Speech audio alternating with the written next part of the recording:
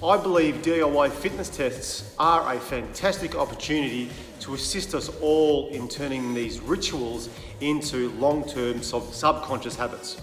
And another test, another DIY test that is very, very simple to administer is called the push-up. Now, there are many different variations of the push-up test. There's a couple that I like in particular, but I'm just going to step you through one. And I suppose it's really important just to point out some of the teaching points and critical error points when doing this test, and I'll talk to you about that at the end. There's two variations, okay? So for the males, you're going to be on your toes, and for the ladies, you're going to be on your knees. Now, you can use anything as a marker to ensure that you're getting your push-ups down to 90 degrees. So I'm just going to demonstrate that briefly first. I'm just going to use a kettlebell. Okay? So I place a kettlebell or anything that when I go down to that full touch of the kettlebell, that I get pretty much close to a 90-degree bend here at the elbow. So we're looking for a 90-degree bend at the elbow. So we place our hands, often when we do the push-up, people place their hands on the mat. That puts a lot of load through the tendons of the elbows, the ligaments of the elbows. So what we want to do is make sure we go into a wide stance, hands off the mat. You can sort of see that. Okay, and for the ladies, okay, we do the push-up onto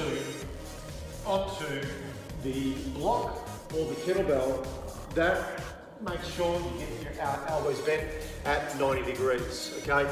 We want to make sure that you touch the block. That makes sure that it's a consistent rep, okay? Any touch or any no touch on the block means the rep does not count. And for the guys, I like to go wide stance, hands wide, and same thing. You are touching onto the block, and a rep and a repetition, which is the how many you do, only counts when you touch the block, when you touch the bell, whatever object you use to get down to 90 degrees at the elbow, okay? So now, how do you monitor it? When you're doing the test, okay, you're looking for good form, right? And you're looking for consistent movement. The moment your movement starts to break and starts to falter, okay, that's when the test stops. So this is not how many push-ups you can do in 1 minute, more so based on form and based on rhythm. So if I was to demonstrate,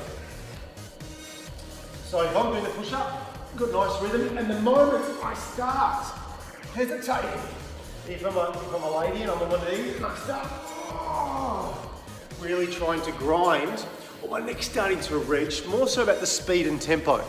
Okay, if your speed and tempo starts to slow down, stop. Okay, and then that is the repetition that you got to for that particular test. Once again, like some of my other DIY tests that you've seen, okay, is ensure that you monitor it in any which way, okay, whether it's in your app or whether it's on just writing it down in a journal, okay. In regards to frequency, at least give it 4 weeks. You will see benefits in 2, okay, but give it 4 weeks and monitor each 2 weeks. Why do we do that? Why do we test? And why do we retest? Why do we post-test?